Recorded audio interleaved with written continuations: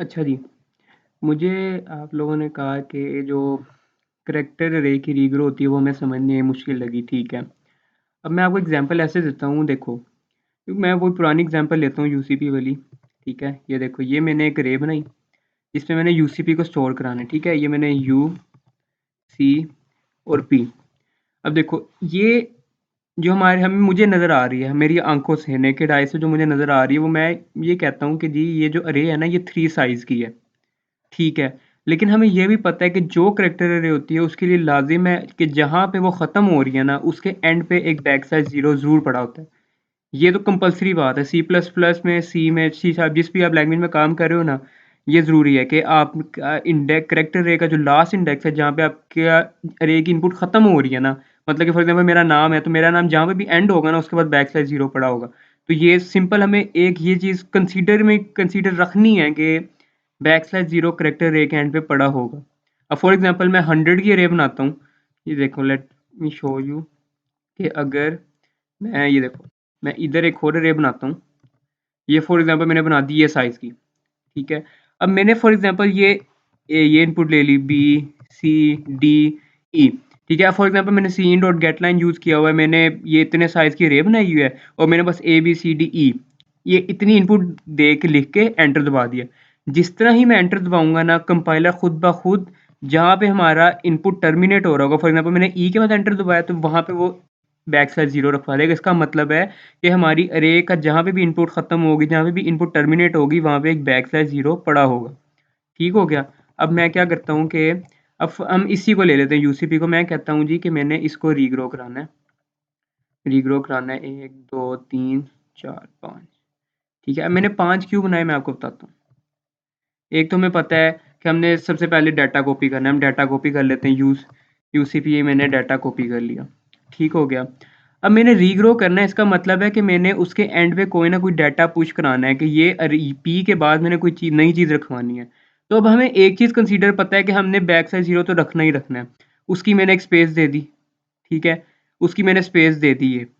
उसके बाद जो मैंने नया करैक्टर रखवाना है, उसके लिए भी मुझे एक इंडेक्स बनाना पड़ेगा नया।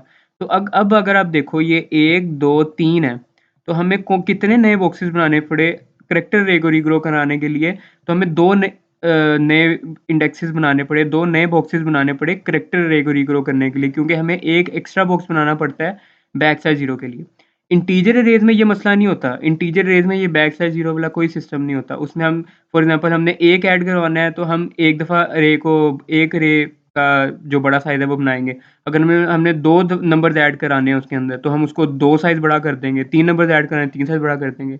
लेकिन जो करैक्टर अरेज होती हैं, उसमें ये होता है कि अगर आपने 4 करैक्टर्स ऐड कराने हैं, तो आपको अरे को 5 टाइम्स बड़ा करना पड़ेगा। 10 10 करैक्टर्स ऐड कराने हैं करैक्टर अरे में, तो आपको 11 टाइम्स बड़ा करना पड़ेगा। तो ये होता है। अब इसके लिए हमने यहाँ पे एक रखना है, यहाँ पे तो हमें पता है बैक साइड 0 पड़ा है। अब हमने यहाँ पे फॉर एग्ज़ाम्पल मैं यहाँ पे ले लेता हूँ, कंसीडर कर लेता हूँ एम रखवाना है मैंने, ठीक है। अब मैं आपको यही जो एग्ज़ाम्पल है ना, इसी के साथ मैं आपको करके दिखाता हूँ कि हम करेंगे कि वैसे पहले हम वॉइड का रीग्रो का फंक्शन बनाते हैं, जो कि पैरामीटर में लेगा एक करैक्टर पॉइंटर की अरे, ठीक है। करैक्टर पॉइंटर लेगा और साथ एक करैक्टर लेगा जिसको हमने ऐड करवाना है, ठीक है। ये आ गया। अब हमने सबसे पहला देखो ये क्या काम करना है, ये देखो, ये हमें पता है कि अगर मैंने आपको लास्ट टाइम दिखाया था कि जब हम स्ट्रिंग लेंथ का फंक्शन यूज़ करते हैं, वो भी हमें ये सिर्फ 1, 2, 3 ये काउंट करता है, वो बैक साइड 0 को काउंट नहीं करता, ठीक है। सबसे पहले हमने क्या करना है कि हमने एक इंटीजर कह रहा हूँ, करैक्टर स्टैटिक टेम्परेरी एक अरे बनानी है, इसका साइज होगा न्यू करैक्टर। अब देखो, अब हमने इधर से देखना है, ये साइज है, मैं स्ट्रिंग लेंथ का फंक्शन को यूज़ करता हूँ ना, तो मुझे इसका साइज देता है 3, इसका साइज देगा 3। तो मैंने अब ये 3 तो ये आगे ना, अब आगे कितने बॉक्सेस ऐड हुए हैं, 2 बॉक्सेस ऐड हुए हैं। तो मैंने जो और ओरिजिनल जो लेंथ है अरे की वो, और उसमें +2 करवाना है, ठीक है। तो मैं यहाँ पे जो स्ट्रिंग लेंथ का हमारा फंक्शन, बल्कि मैं ना यहाँ पे आपको बनाता ताकि आपको कन्फ्यूजन ना हो, मैं बनाता हूँ integer size equals to string length, ये फंक्शन है जो कि हमें ARR का साइज देगा, ठीक है। हमने क्या करना है कि साइज +2 की साइज की ना एक टेम्परेरी अरे बनानी है, ठीक हो गया। उसके बाद हमने फॉर का लूप चलाना है, for integer i equal to 0, जो कि चलेगा जो साइज है ARR का, ठीक है। क्योंकि हमने ARR का जितना डाटा है वो सारा कॉपी करना है टेम्प के अंदर। तो array I is not equal to back slash 0 और आई प्लस प्लस, ठीक है। अब हमने सिंपली इसमें क्या करना है, temp I is equals to array I, सही है। अब मैं एक और चीज़ बता रहा हूँ आपको। अब ये तो यूसीपी तक तो हमने मान लिया जी कि ये जो ये वाला डाटा था ना ये हमारी ARR है। मैं यहाँ पे लिख देता हूँ, यार क्या कर रहा है,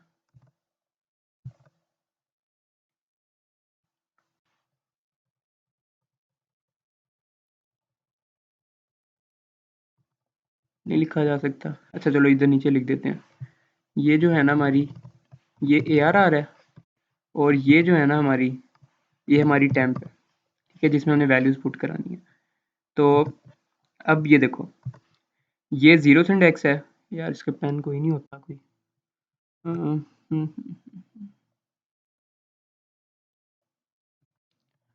अच्छा चलो खैर, ये देखो ये 0th इंडेक्स है, यहाँ पे लिख लेते हैं नीचे। ये कंसीडर कर लो कि ये 0 इंडेक्स है, ये 1 इंडेक्स है, ये 2 है और ये बैक स्लैश 0 है, ठीक है। उसके बाद इसके अंदर आ जाते हैं, तो ये 0 है, ये 1 है, ये 2 है, ये 3 है, ठीक है। अब ये हमें इंडेक्सेस पता चल रहे हैं, ये 0 1 2 और 0 1 2 3। अब हमने क्या करना है, हमने 0 1 2 पे तो वैल्यूज़ रखवा ली हैं, हमने 3 पे रखवानी है। अब 3 हमें हमें कहाँ से मिलेगा कि 3 हमने हमें किस तरह मिलेगा। अब एक चीज़ नोटिस करो, जो हमारे पास ये इंटीजर साइज में स्ट्रिंग लेंथ आ रही है, जो ARR की लेंथ आ रही है वो क्या आ रही है 1 2 3। तो हमें क्या चाहिए 3 चाहिए ना। तो 3 एक्चुअली क्या चीज़ है, ओरिजिनल जो ओरिजिनल जो अरे है ना जिसको हमने ग्रो कराना है उसकी लेंथ है, जहाँ पे हमने नया एलिमेंट रखवाना है। अब देखो ये 1 2 3 इसकी ये ARR ओरिजिनल अरे थी जिसको हमने रीग्रो कराना था। तो 1 2 3 ये इसकी लेंथ है, जो जिस इंडेक्स में हमने नया वाला करेक्टर रखवाना है। अब देखो खुद ही आप सोचो, ये यूसीपी रखवा दिया ना, 0 1 2 पे यूसीपी आ गया। अब अगला इंडेक्स जो बनता है वो तो 3 बनता है, उस पे हमने नया करेक्टर जो एम्बेड करवाना है, पुश करवाना है, तो उसका कौन सा इंडेक्स बनता है 3 बनता है। अब हम वो किस तरीके से ले सकते हैं, हमने कहा जी हम ARR की जो लेंथ होगी ना, और ये जो मैं कह रहा हूँ ना ये मतलब कि लॉजिक यही बनती है। और ये किसी भी ये सिर्फ ये तो मैं अभी छोटी सी एग्जांपल दे रहा हूँ, कोई भी एग्जांपल होगी ना तो उसमें जो जो उनसे नया इंडेक्स होगा ना उसकी जो इंडेक्स होगा ना वो स्ट्रिंग लेंथ का होगा जो ओरिजिनल अरे होगी, ठीक है।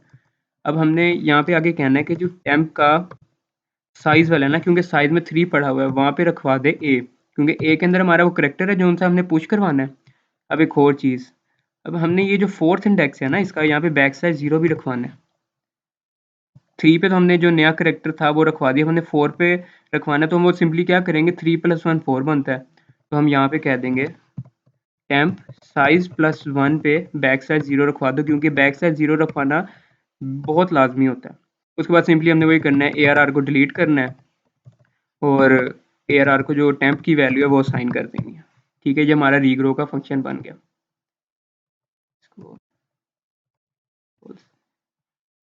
मैं थोड़ा सा ना आपको दिखाने के लिए ना यहाँ पे मैं करता हूँ character static ARR is equals to मैं फोर्स sorry is equals to new character of 4 size. ये मैं वैसे ही बना रहा हूँ क्योंकि मैंने यूसीपी की एग्जांपल आपको देनी है सिंपल। तो मैं सी आउट करूँ, सी आउट एंटर नेम, ठीक है। ये सी इन लेगा ARR को, उसके बाद पहले सी आउट करेगा ओरिजिनल अरे को। ये देखो ओरिजिनल अरे को सी आउट करेगा, यहाँ पे लिख भी देता हूँ मैं ओरिजिनल अरे, ओरिजिनल अरे, ठीक है। उसके बाद हम यहाँ पे रीग्रो का फंक्शन कॉल करेंगे, नहीं बल्कि ये पहले पूछेगा कि आपने कौन सा करेक्टर एंटर करवाना है, एंटर नेम आएगा, ठीक है। उसके बाद यहाँ पे ये पूछेगा जी कि एंटर अ करेक्टर, जो कि हमने उसके लास्ट पे पुश कराना है रे के, ठीक है। मैं यूज़र से ले रहा हूँ ये, यहाँ पे करेक्टर बना लेता हूँ x और यहाँ पे सी इन कह दूँगा x को। अब यहाँ पे सिंपली मैं कहूँगा सी आउट सी सॉरी यहाँ पे रीग्रो का हमने फंक्शन कॉल करना है, रीग्रो का, और किस रे को हमने करना है, हमने इस ARR को रीग्रो करना है और हमने क्या कौन सा एल्फ कैरेक्टर पुश कराना है, वो सी इन एक्स के अंदर जो वैल्यू होगी वो हमने पुश करानी है इस ARR के अंदर, इसको रीग्रो कराना है। ठीक हो गया। अब उसके बाद मैं यहाँ पे आके फिर से ARR को सी आउट कराता हूँ। सी आउट यहाँ पे मैं कहूँगा रिग्रोड रिग्रोस रिग्रो अरे सॉरी रिग्रो अरे, और यहाँ पे ये ARR को दिखा देगा। अब देखते हैं ये सही चलता है कि नहीं।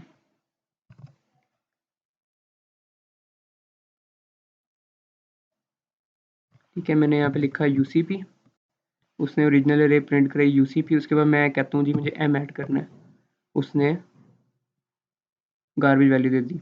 क्यों? क्योंकि हमने जो ये फर्स्ट टाइम जो उसने किया तो उसने सी इन ने एक वैल्यू साइन कर ली हुई थी, लेकिन जब हमने दोबारा से इसको यहाँ पे इस तरह से सी आउट किया ना तो उसने नहीं किया। अब हमें इसको यहाँ पे फॉर लूप के थ्रू सी आउट करना पड़ेगा। यहाँ पे हम एक फॉर का लूप चलाएंगे तो 0 ये तब तक चलेगा जब तक अरे आई के अंदर बैक स्लैश 0 नहीं आ जाता। ठीक है, अब हम सी आउट कर देंगे अरे आई को, यहाँ पे एक हैंडल लगा देंगे। अब रन करके देखते हैं UCP, और मैं M को ऐड करना चाहता हूँ। अच्छा जी, क्यों दे रहा है ये एरर?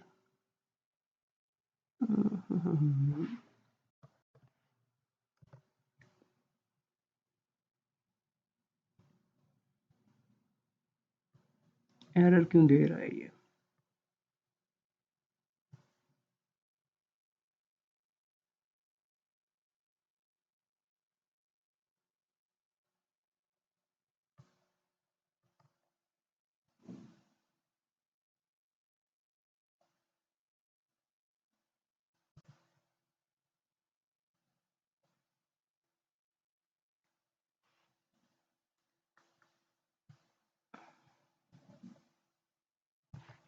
हम अगर इसको इनिशियलाइज कर दें UCP,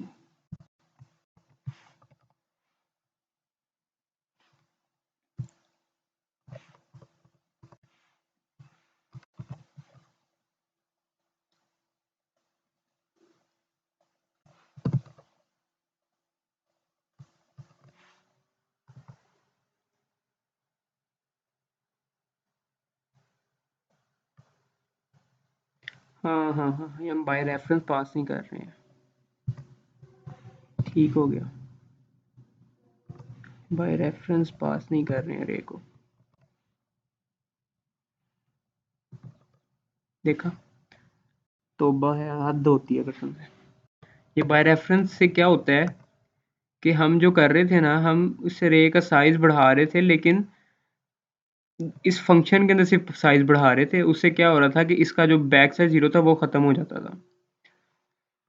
तो हमने जो करैक्टर रे है उसको बाय रेफरेंस पास करना है, ताकि जो भी हम चेंजिंग इस फंक्शन के अंदर करें ना, वो इस ओरिजिनल ARR के अंदर भी होनी चाहिए। ठीक है, तो ये सिंपली ऐसे काम करता है। एक बार दोबारा चला के दिखा देता हूँ जिस तरह हमने पहले किया हुआ था। इसको हम इनिशियलाइज ख़त्म कर देते हैं इसका, और यहाँ पे हम कहते हैं सी आउट एंटर नेम, और सी इन करेंगे हम ARR को। ऐसे करके देखते हैं, अब तो एरर नहीं देगा। UCP और M, ये देखो, उसने ये ओरिजिनल अरे थी, उसके बाद उसने, अब अगर हम ये लूप लगा देते हैं ना तो हम उसमें कराते जाएंगे और ये पुश कराता जाएगा उसके अंदर अरे की वैल्यू के अंदर ना। सिंपल ऐसे करना है काम।